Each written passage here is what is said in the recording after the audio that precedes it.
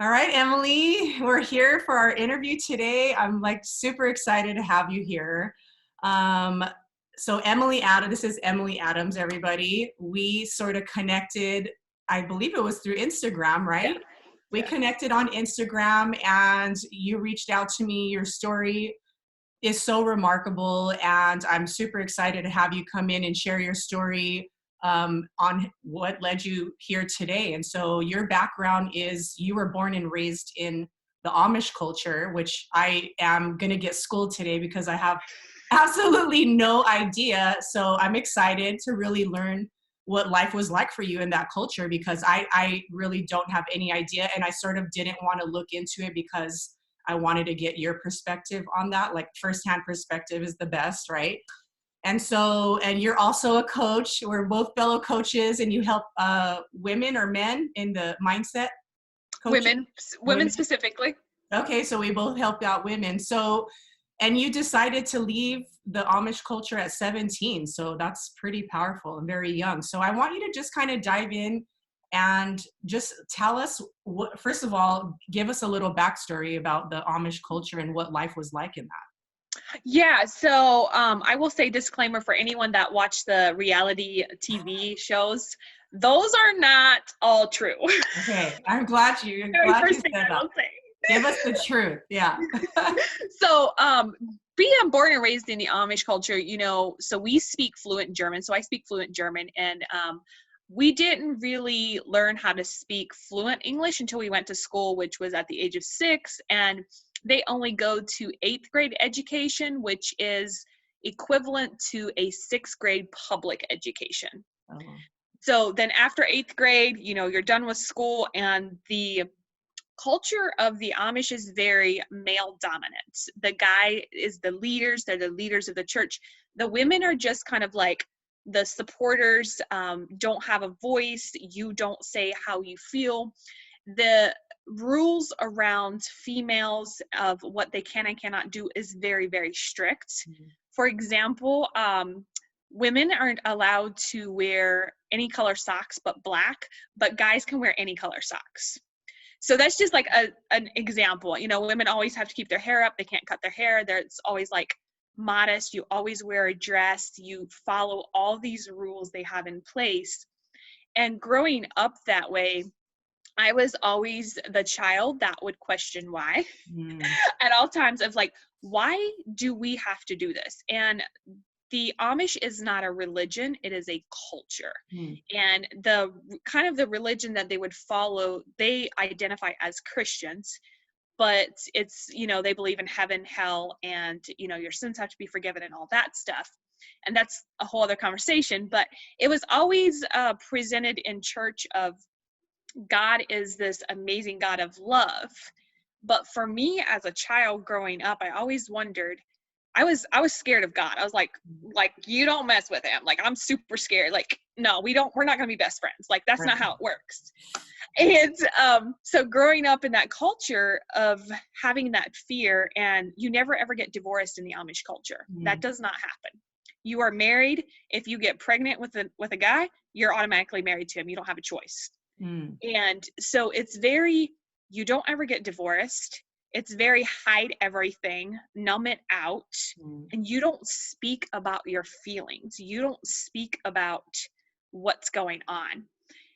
Even down to where I didn't even know what a period was. No mm, one had that conversation with me. And I thought I was dying. wow. Here I am, like, I forget what, 12 or 13. And I'm like, I'm dying. Like, I'm literally going to die because I had no idea. So there's zero like education for females. Mm, So after you go through school, 8th grade, I graduated 8th grade when I was 13. And kind of the career path for a female as you get out of school, then you learn like cooking, cleaning, um, you know, basic household sewing, because they do all their own sewing, mm, and you really just do a lot of the household work while the guys are out working.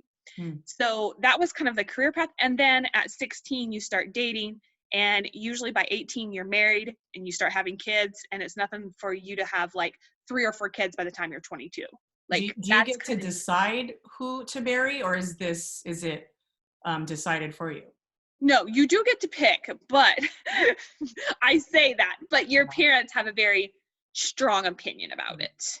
So you do have that choice. And for me, when I got out of school, I hated doing anything indoors. I hated it. Mm. So I didn't take no interest in anything inside. And anytime I could be outside with my dad doing like tomboy stuff, I was there. Um, so then that kind of led me to really hang out with my dad a lot. And I started to question a lot of things like, how come the guys can wear pants, but I can't wear pants even to ride horses? Like, let's talk about this. And it Right. was always like, no, we don't talk about that. We don't question the rules that are put in place. They're put in place to hold you to a modest standard. Mm. And if you break these rules, if you're a member of the church, you have to confess in front of the church. And if you continue to break them, you're not being obedient to God because you've broken these rules. So it's very brainwash type of stuff of like, if you don't follow these rules, you're going to hell. Right. Like, and they So will tell you. because again, I'm completely oblivious. So you're saying it's Christian based, right? So does it go, are you in the Bible? Are you in is it like a different version of the Bible, let's just say, or what word are you listening So to? Like, yeah, again, I have no idea. they use the King James Version Bible. So Okay. that's the Bible they use. But it's kind of like picked certain Bible verses and made to what they want it. Okay. So it's kind of like we'll take this Bible verse and interpret it the way we want it. Yes, we believe God came and he died for our sins, but there are some sins that are not forgivable. Okay. So clearly, that's like a conflict, right? If you read Right, the whole right. Bible. So that's kind of the Bible that they use. And so always growing up, it's always been, if you leave the culture, you're showing disobedience and Mm, you don't have a shot of going to heaven. mm, That's always been their way of kind of keeping like everybody toned in, right? right. So then at about so at 16, I lost one of my best friends in a buggy accident, and her and her boyfriend got killed on the highway. A semi had sideswiped their buggy. And that really kind of spiraled me to thinking there's got to be more to Mm, life. Strictly because at her funeral, mind you, her funeral was big. There was like 1,000 people at her funeral. yeah. And they had said, we can't be sure that they're ever going to get to heaven. And Mm, I'm thinking there, one, it's a close friend, so it hits home even more. And sure. I'm thinking, if we say we're not supposed to judge, we just judged right there. Right. And you are saying words that are not even from a place of love. If God is this God of love, like, whoa, people, like, what is going on? And that kind of really led me to kind of push back on everything. So I refused actually to become a member. I was like, no, I'm not going to. Usually at 16, you're kind of required to go through the membership thing. And Okay. I was like, no, I don't want to. And then, it becomes one of those things like, well, you're going to have to become a member at some point. And so that happened. And then I started getting into trouble. I got caught drinking. So if they're not allowed to drink alcohol or smoke or do any of that stuff. And I was hanging out with some friends and we got caught drinking and I got grounded for like 6 months. Wow. So, that just kind of poured a little bit of salt on the wound of like, I really hate it now. And I was like the angry person, but at the same time, I always felt so trapped because I had zero voice. I had zero say in anything. They dictated my whole future. And I was really, really smart in school and loved school. I loved to learn. And I've always thought, what would it be like if I could have a college degree? Like, what would that be like? And I love to play in sports and be athletic and all these things. And I couldn't do any of that. Like, So they don't girls have were not allowed sports. to do any sort of physical, like, sports activities? they're allowed to do physical sports, but not in a competition level the way we would in like today's society. So they don't compete in any of their sports, if that makes sense. Okay. And so we just never had that opportunity. We never worked out at all, zero like working out. And it was just kind of like you work to work out. It's like if you worked, you had a physical job, that's your workout. Right, right. So basically, women are raised or groomed to be domestic, right? So Yeah. your job. So are they? And where is this? What state was this in, or were you at? Oh, so they're actually in every state. Okay. It's just kind of different locations. So for me, I was born and raised in Indiana, and it was kind of in the central state. Okay. And I will say for those that there are multiple different types of Amish as well. And there's the type that do not have any running water at all, or no electricity, no nothing. And then there's the type that have the running water and they can have like the gas refrigerator, gas stove, but you still don't have electricity. That's how I was raised. So I was still raised with a bathroom and running water and, the gas appliances. And then there's the other type of Amish that are a little bit more liberal, and they allow a little bit more things. Okay. Okay. So, and are you allowed to go to college? So you're not allowed to even No, leave the home ever. no. No one is ever allowed to go to college. Oh, So even the guys, like once you come out of school as a guy, you're automatically going to go help your dad work on a construction crew, or you're going to like help your dad build his business that he has. So none of them have college educations. wow. How many other siblings did you have? So I have 2 sisters and 3 brothers. And were you sort of the the rebel child that they all kind of So, falling in line and you were the one who was sort of rocking the boat? yes, definitely rocking the boat on every ankle. Believe it or not, growing up though, I was the most behaved child. I was very chill, laid back. I did not like there's a lot of drama, judgment, a lot of like judging this person because their dress was too short or this person's hair was out of line, and it's just a lot of drama within the community, and I always like tried to stay away from that and the gossip because it was exhausting for me. And so I am kind of in the middle. So there's 2 younger, and then there's 3 older than me, so it's kind of in the middle child. And I was the first one out of my family to actually leave.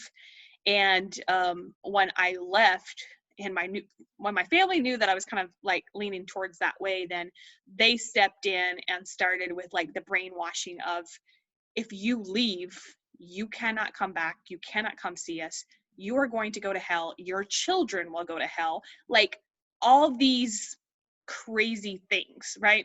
And then the church steps in and will try to come and have conversations with you. And that was actually the first time I got really good at being able to look at someone and block you out completely and not even listen to you. Wow, Like yeah, I could just, survival yeah, mechanism. it was the survival. And I learned years later, I had to unlearn that mechanism because Right. I was blocking out things that I shouldn't be blocking out. Right. Well, you had to at the time because it protected Right. you. Right? So at what point did the church step in after? Oh, I want you to bring us to when you were 17. And then did you have contact? Did the church they knew before then that you were trying to leave before 17, or was this after? So at 17, my parents found it out, and Okay. then the church also found it out. So after my parents got done talking with me, then the church stepped in, and there was a variety of people that would come and see me on a day-to-day basis. I would get letters, I would get like all kinds of communication to try to keep me there, to try to convince me. A lot of fear tactics. Sure. So bring us to what was going on at 17? Like what happened? So at 17, and then my parents lived 2 hours away from my oldest sister. She was actually married and had kids. And my parents didn't want me to stay with them and my 2 brothers because they were scared I was going to convince my 2 brothers to go with me. Mm. So they asked me to go stay with my sister and her husband because there was no way I was going to convince them because they were already married and had their life. Right. So I went to go stay with them. And I realized with being with them, it wasn't going to change anything. I was still miserable. I was still felt so trapped, and like I could not even breathe. It was like, it was just a trapped feeling, like I had no purpose. Mm. And I had been talking to a guy that was not Amish, and I, clear transparency, because if you watch my YouTube, my story's out there, but he was 38 and I was 17. Mm. And I was not educated enough to realize, yo, red flag. Right. So at my sister's, I left in the middle of the night, contacted him, and that's how I got out. Wow. And that was also the start of that was the toxic narcissist marriage that I was in. And that's kind of what led it to me leaving at 17 in the middle of the night. Literally jumped out of the 2-story bedroom of, I was like, I have to jump. And I jumped, and I was like, I'll figure it out later, left with a trash bag of clothes, and that was it. Mm-hmm. And left with him, and being from that culture, I didn't see this age gap. There's some serious red flags and you need to look at it. I wasn't even educated on what dating looks like. So he was not in the Amish community? No. Yeah. He was not. Okay. And so so my goal was to actually get out, to get an education and like make a life for myself, right? I wanted to go to college, I wanted to do all these things. I got out, I went to go get tested for my GED to get my high school education. And I tested at a 6th grade education. So I started taking GED classes. Meanwhile, got pregnant at 18 with my oldest. And in the Amish culture, it's going back to, as soon as you get pregnant, you better get married. Like that's standard. So before backing up just a little bit, you guys end up getting married. You weren't married yet with him. No. You moved out and started living with him? I was living with his sister, and then I ended up moving in with him. So there was no more communication then with your parents. There, you were Right. shut out. So Right. the minute you jumped out of the house, that was Yes. it. There was no more communication with your family? Right. Okay, wow. Okay. So there was so when I look back now, there was this thing of, I was going through the whole culture shock of like, holy cow, like I don't even know what's going around me, to having this big dream of, let's get the education and like see how well I can do for myself, to then throw in the dating thing with him. And he knew how the Amish culture worked, so he knew what games to play with me to get me to make those commitments, right? So to manipulate the situation. Yeah.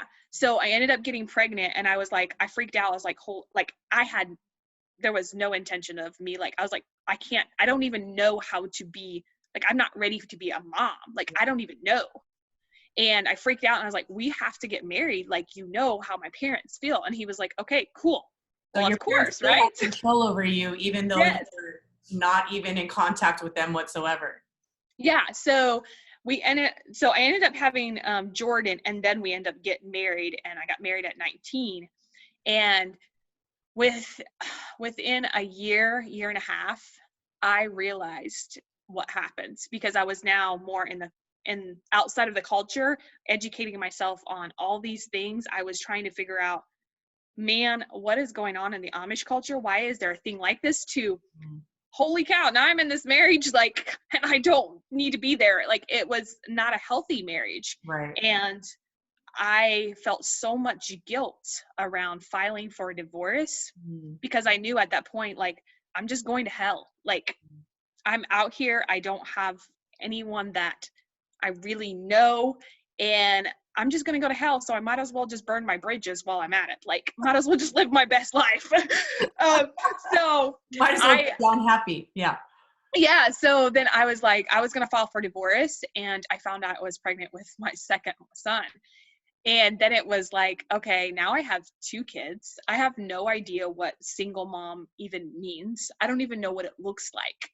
And out of fear, again, I decided to stay. He had no idea I was thinking about a divorce. And out of fear, I stayed, and I kept trying to get him to go to counseling, for the drinking, trying to get us to go to marriage counseling to make it work, because we were like two different people. The verbal abuse at the time, I didn't realize just how much it was affecting me, because I wasn't used to having any women empowerment even in my life. Right. And I was used to just the women just do it all. So I was cooking, cleaning, working 60, 70 hours a week, and he was doing nothing. So part of that picture, I was like, okay, wait, you're supposed to be the guy. You're supposed to at least have a job. But he played it back onto me like, no, you need to make the money.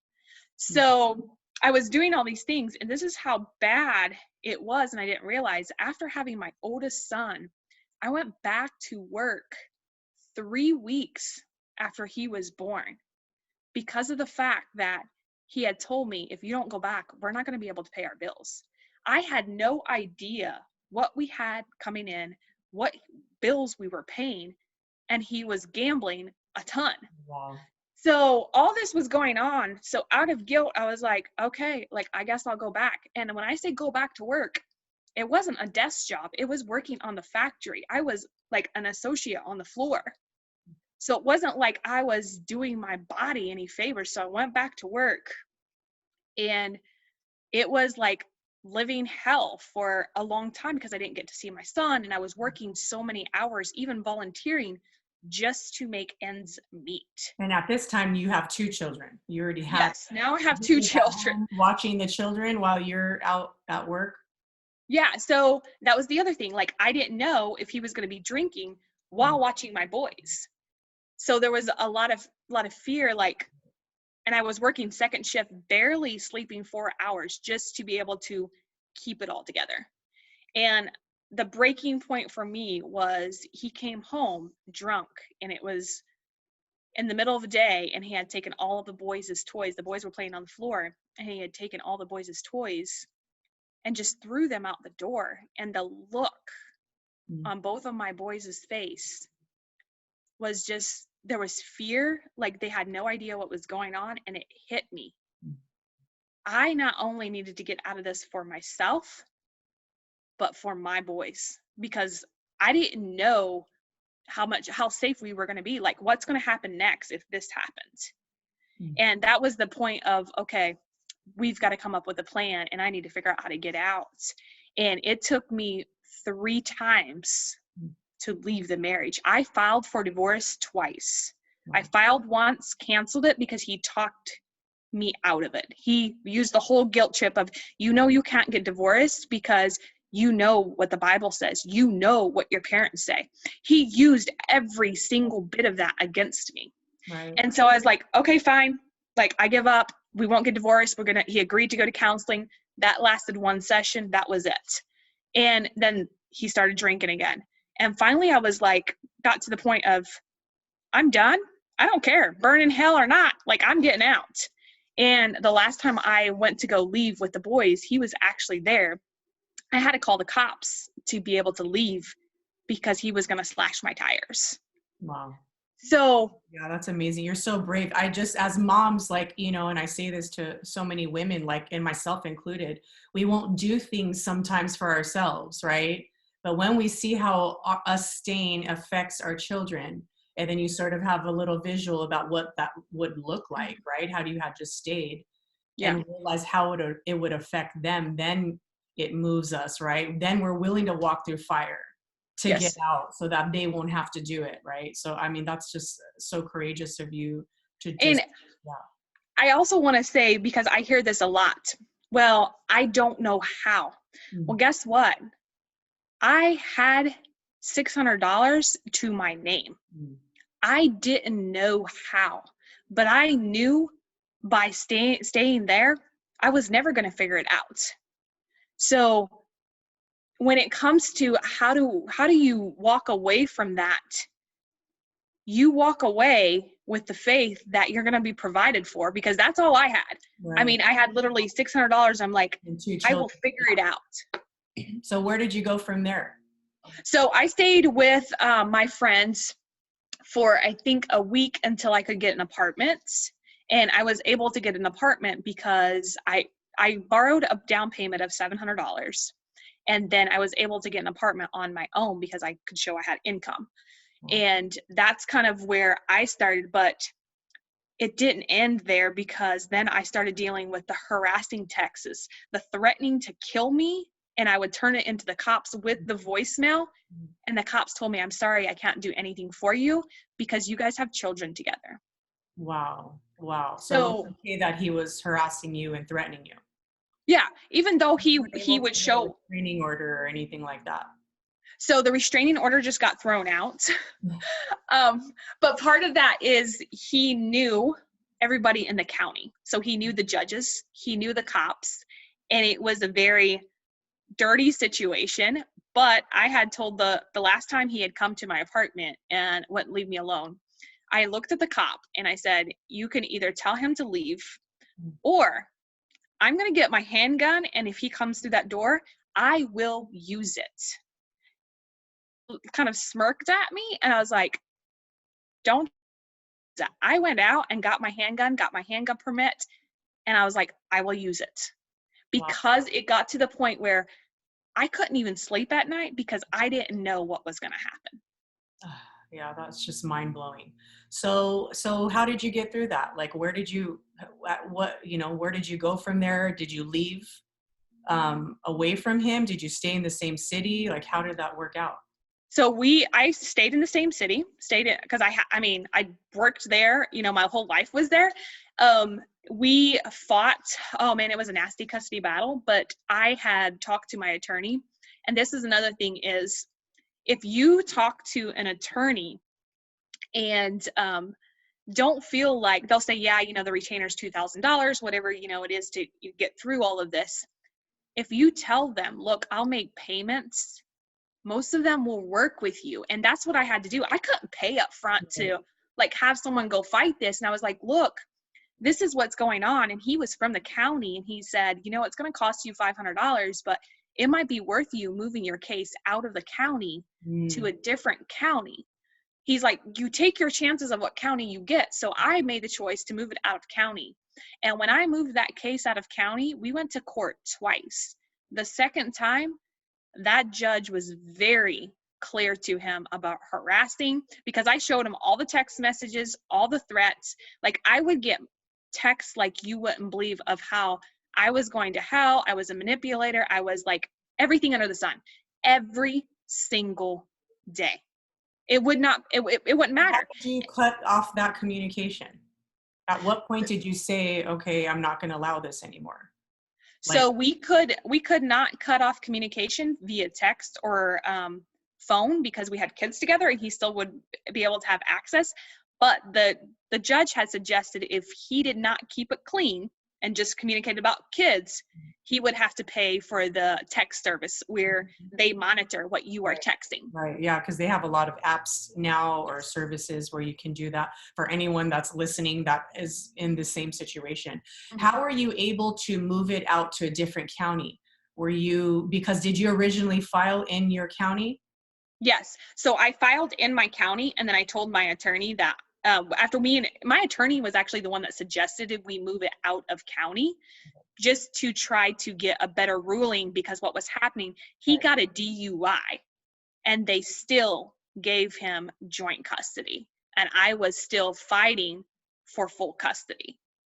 And I was fighting for him. So he was getting more visitation rights. He was getting more than just the once a week and every other weekend at the time. And then he got the DUI, and we still went back to try to show, he's drinking with my kids. My boys would come home and say, Dad was drinking while he was driving.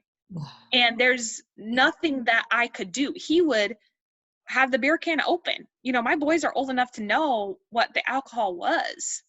And the verbal abuse was now coming into the kids. Mm. And I started putting them through therapy, trying to like build a case of like, hey, look, this is what's going on.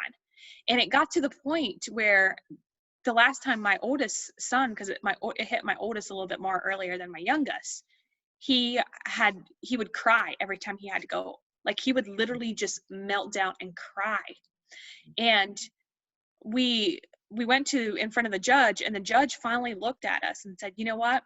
I hear both sides and I see a lot of this, So I want to talk to both of your boys Mm. without either one of you in the And room. how old were they at the time?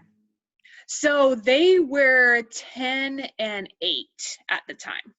Okay, so what happened So when he talked to the kids? so once he talked to the boys, and I don't know what was said, Right.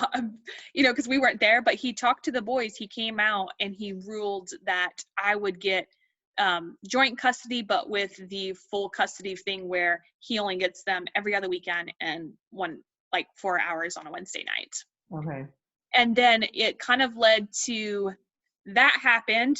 And, meanwhile, he would still show up at games, tell them how worthless they were in front of these teams. Like, it was unreal of what he was still doing, but there was nothing I could do because I didn't have enough evidence to go to court. And then one day, my oldest, I think he was 11. Yeah, because it's been 3 years. So he was 11, and he had made a remark about me, as a person, and his dad did, and his dad was like, she's no good for nothing, and it was like putting me down. And my oldest was like, no, that's actually not true. Mm. And that stemmed a huge argument. And he told him, if you feel that way about your mom and you don't see how worthless she is, do not come back. And Wow. it broke his heart. But he came back. He came home and he goes, yeah, it sucks. And like it was rejection, but at the same time he was relieved he didn't have to go back and go through that. And so then 6 months later, the same thing happened with my youngest. And so after that, he just walked away, and he walked away, and he was like, I'm done. I don't like whatever. Wow. And That's then important what you said. I want to stay with that for a minute because obviously there's lots of parents where they worry about the other parent sort of manipulating, right, and alienating and turning the children against them. Because your kids could have easily said, dad's right, right? mhm, Mom is this. mhm. So what do you think you did differently where your son was able to see mom's truth, where that didn't work? What do you think, how do you think that your son was able to see that? Yeah. So I will tell you, that was one of my biggest fears. That was one of my biggest fears of, my boys are going to turn against me Mm-hmm. because he's constantly putting this in their brain. And Mm-hmm. they would come home and ask me what certain words meant because their dad had called me that. And I think what I did differently was I refused from the get-go to badmouth their dad. Mm-hmm. And I would always tell them, they would come home and they would be upset, why did dad say this about you? And I would always tell them, you know how your mom is. I am not going to convince you that your mom is bad or is good. You get to decide if what your mom is to you. Mm-hmm. No one gets to decide that. Right. You get to decide what your dad is. Do I approve of what he does? Absolutely not. I don't approve of the drinking and all that stuff and the verbal abuse. Now, when they came home and said, my dad said I'm worthless, I would correct that. I would say, that's not true, because let's think about this. If you're worthless, what about all these things? So that's not necessarily true. And I would try to correct it right there at the spot. Mm-hmm. But I would never go back and badmouth their dad.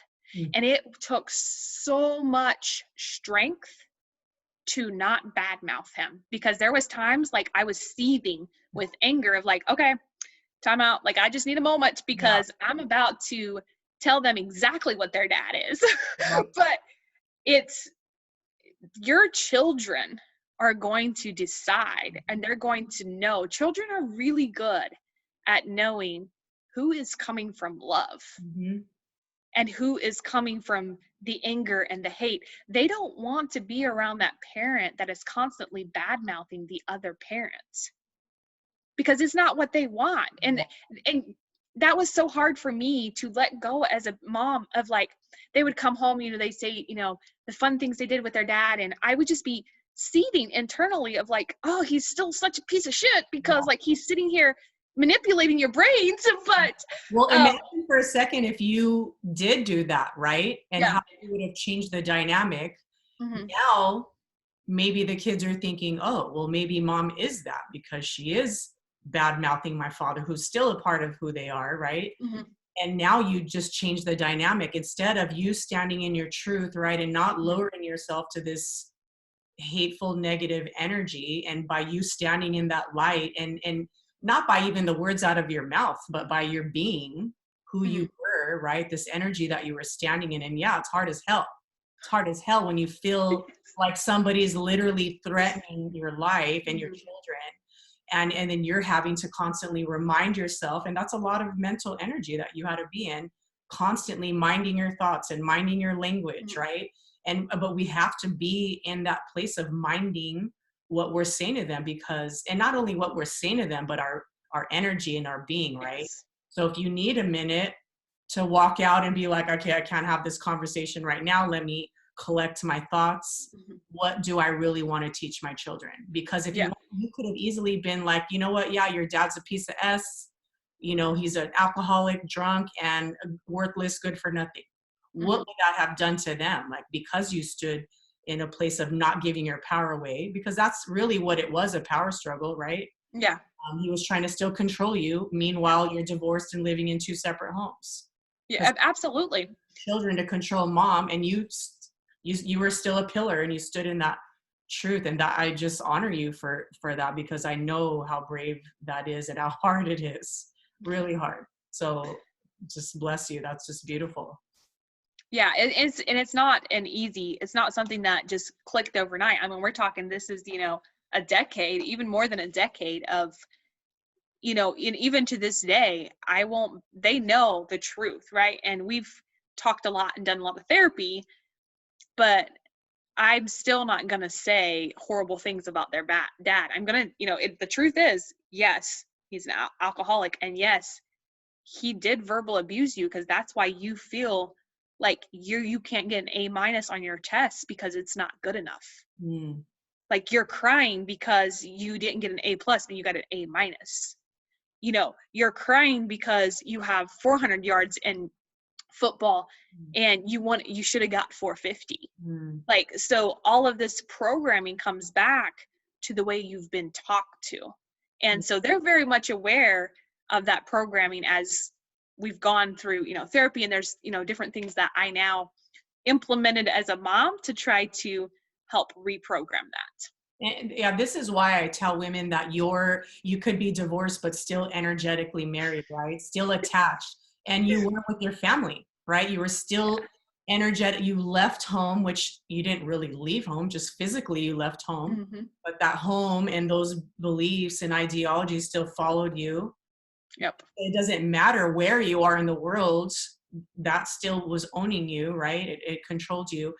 At what point did you realize, okay, this is like, I need to start putting the oxygen mask on myself, where you started changing those beliefs, and not in your marriage, but the beliefs that you carried as even a child? It's like, at what point did you realize, okay, that's not, I mean, Yeah. So life's work. yeah. Not So, working. oh man, there was some time after we had first gotten divorced. I actually had started working out in the gym because I had gained like 55 pounds with my youngest. And there is kind of where I will say some of the civilization happened for me. And then I also enrolled in school. I was bound and determined to get my bachelor's degree.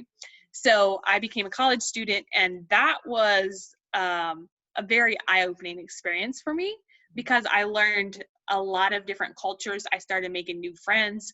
I started understanding this is actually what women empowerment is. This is actually what this means. And I'm like, okay.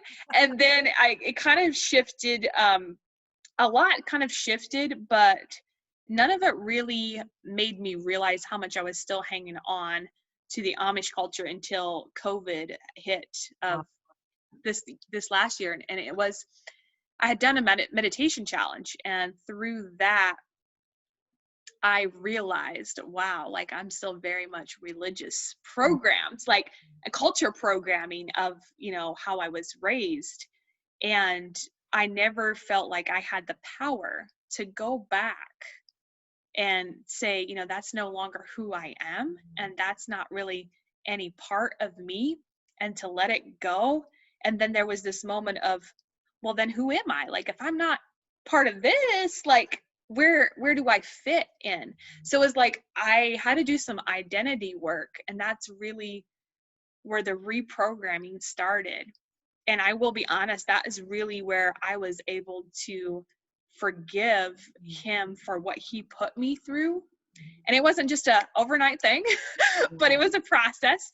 But I was able to process it and come from love now and see him as the hurt boy that he was growing up, and why he did the things he did.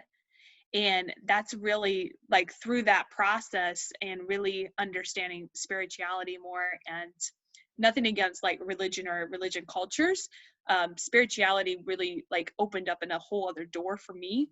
And then understanding what really is love, because I feel like for my entire life I was chasing that feeling. I wanted that feeling. I looked into it for in things, that's what drove me to get my bachelor's degree in 4 years as a single mom working full time.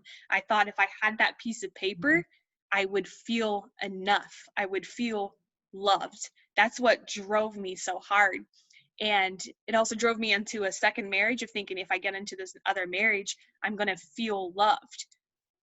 But I didn't find that feeling until I really found out who I am as a person and realizing, wow, I can love myself and I can give that to myself. And I always thought, like, when people said, well, fall in love with yourself, I'm like, y'all are crazy. Like, nobody does that. I always thought that. Like, I always thought, like, these people are crazy. They don't have a life. Like, they don't understand. And now I'm like, right? those people. What are you smoking? Yeah. Yeah.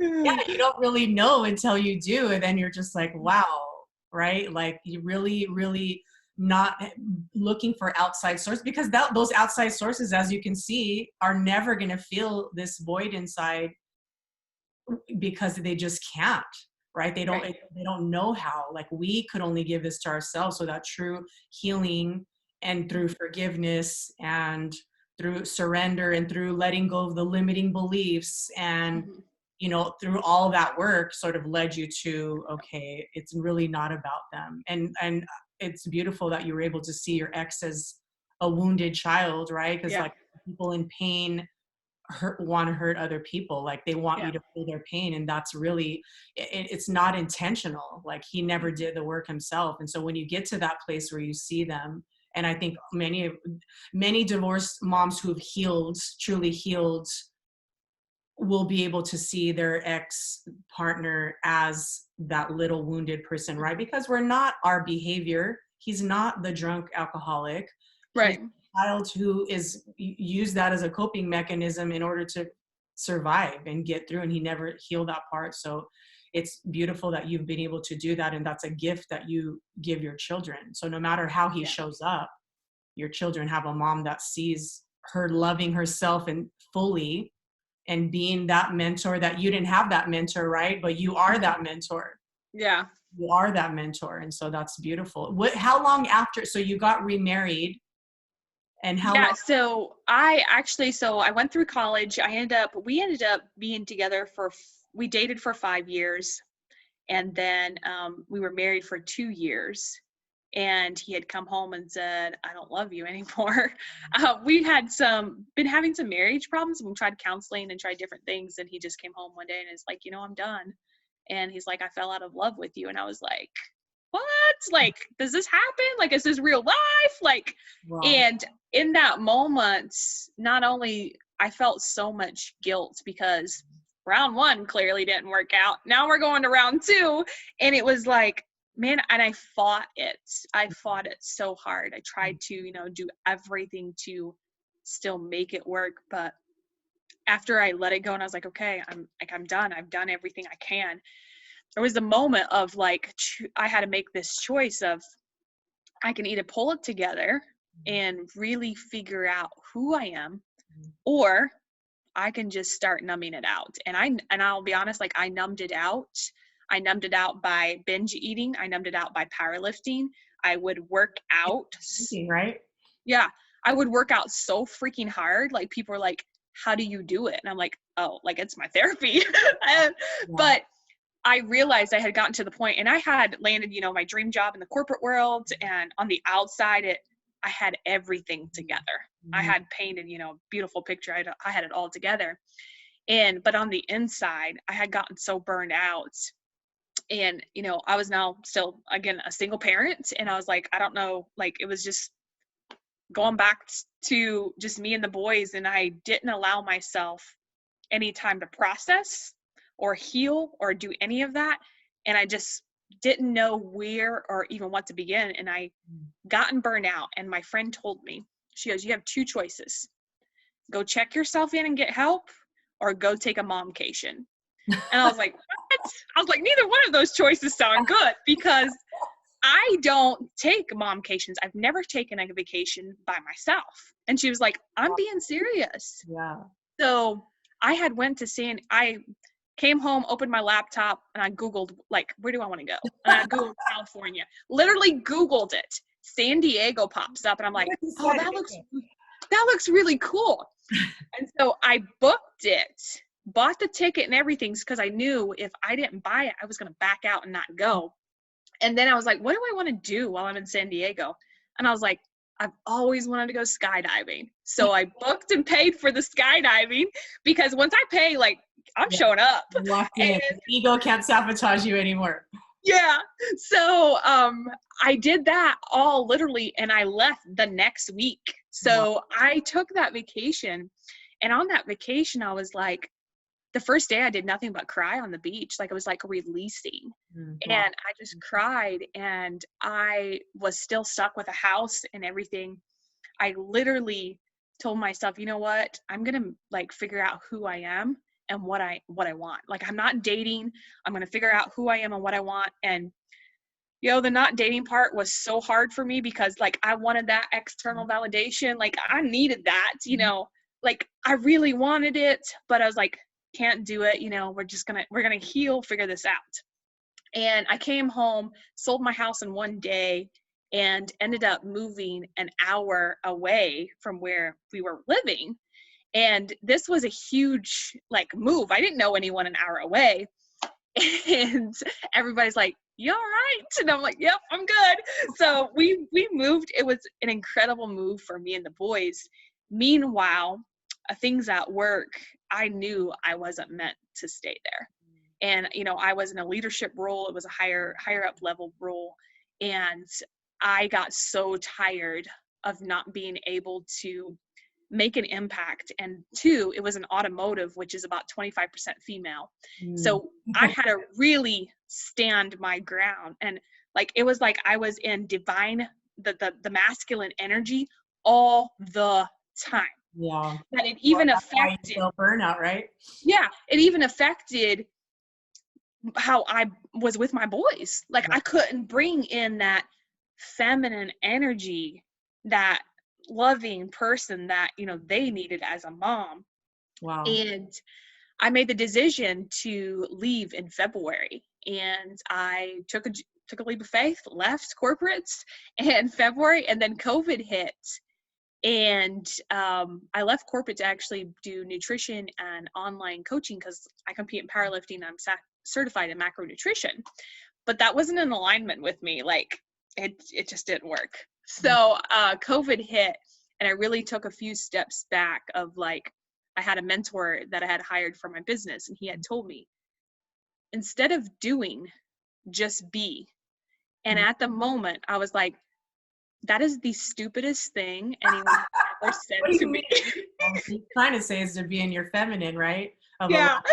So that happened, and I kind of went on this. Then I did the meditation challenge, because COVID, I was scrolling Facebook like killing time, and it's interesting because a year before that, my friend had told me, you should meditate, and I was like, no, powerlifters don't meditate. We don't do that stuff. That's too woo woo like for me. Like I would be like, only You're monks sit battling in to a stay circle. masculine. Yeah.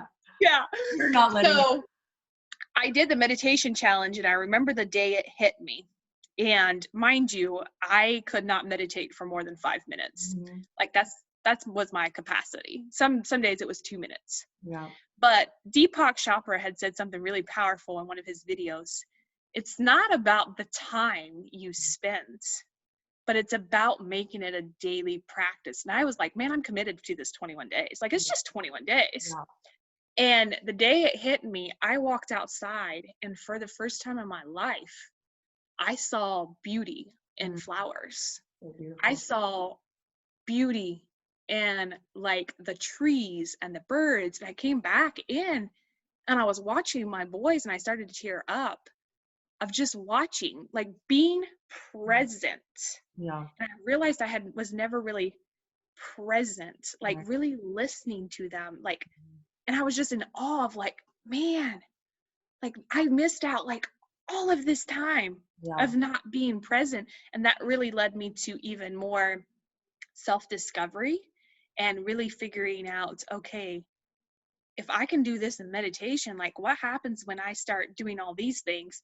And then I was like, started on the Joe Dispenza thing of like how our brains are conditioned. I'm like, yo, this is some stuff. Like I Yeah. got some time here. Sponge. Like, where else can I learn? Like, you're so open, right? And I think that's something really important. And I want to shed light to this because it's sort of a pattern that I see in a lot of women. And when you were saying you were feeling burned out, right? You were in burnout. And that's sort of a gateway or invitation to many women that are listening to this right now that are just like, oh, I'm just so tired. Like, Mhm. I'm just working all the time. Or I'm a single mom and I'm their mom and dad, right? You had to be dad. Dad wasn't around. So you had to be that go-getter, right? You had to go work. But like what your coach was trying to tell you, we're not, well, first of all, we're going to burn out being in that energy, right? Because we can't keep going. It will physically manifest Mhm. in our bodies as well. Is being able to get to a place where even if you're a single mom, like you still need that time to just slow down and rest and allow and receive, because we cut off that intuition, right? You went outside, you started communicating with Yep. nature, with the great big world out there, maybe disconnected to whatever other chaos is going on during COVID, which is Yeah. obviously lots of us are doing, right? We're being forced to sort of get outside and connect with nature because we're not connecting as much with each other anymore. And it's Mhm. forcing us to realize that we're still all connected. But I think it's important that you got into that feminine energy and finding that balance, right? Yes. And that, so if you are someone that's feeling burnout, that's sort of a little red flag of, hey, something. And I'm glad you didn't date because It had was, you dated it being was fully in tempting. your masculine energy, you probably would have attracted another wounded relationship. Yeah. Uh, and right, you know that you would have attracted that. But yeah, I mean, wow, your story is truly remarkable. And one last question that I want to ask you: are you still fully out of communication with your family, or is that's doors shut for you? So it was shut for a long time. But so when I left later, my two sisters had left and they had children. So those were grandchildren. So then that kind of started the communication of, well, we want to see our grandchildren. So then it was more of, well, you can come back on holidays. And then it kind of started opening back up. So now we have a relationship. It's kind of like agree to disagree on some things. You know, it's certain topics we just don't discuss. There's still certain rules that we have to respect when we go to visit them. Just out of respect, I do it. There for a while, it was like, well, you have to wear a dress when you come home, and I was like, well, then I'm not coming home. Like, I'm not going to come visit you. So, but now it's more, we're back to having a better relationship, and I do it strictly for my boys because I feel, and there's still, I'm not going to sit here and lie. There's still healing that has to be done on my part. You Oh, know, I've worked through a lot of it, but it's easy to sit here and blame blame and play the victim game of like, it's their fault they didn't raise me. It's their fault they didn't, Right. teach me that. But it's been a good lesson for me to stand in and take responsibility. So we still communicate, occasionally, we see each other on the holidays, but yeah. Yeah. Wow. That's remarkable. Thank you so much, Emily, for really letting us into your life and sharing this very powerful story. I mean, I just know people are going to connect to this. I mean, I could even hear similarities on my journey with your story. So thank you for your courage, your bravery, your light, for just being a gift in this world. Where can everyone find you and connect with you? And I'm going to put all your stuff, I'll put all your links, but if you want to tell everyone where they can find you. Yeah, so everything is on my website. It's emilyadams.net. I am huge on Instagram, so I love like posting on my stories. My Instagram is Inspire, Empower, and Impact. Okay, I'm going to put all that too if anyone missed that. And if you have any questions for Emily, just reach out to her or check out her website. Yes, All definitely right. send me a message. Thank you again so much. I do so appreciate you. Thank you so much. Have a good one. Okay. Thank you. Bye bye.